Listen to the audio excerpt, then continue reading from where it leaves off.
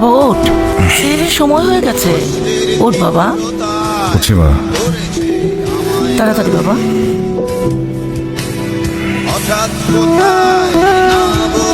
আর লাগবে না, বসো বসো।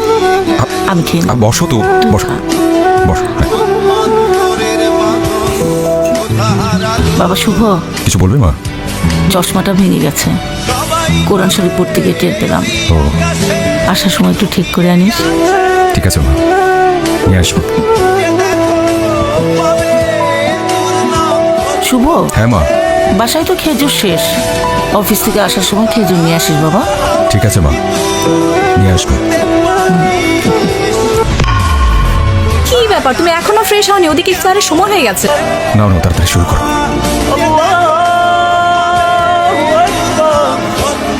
মা, এই যে তোমার খেজুর।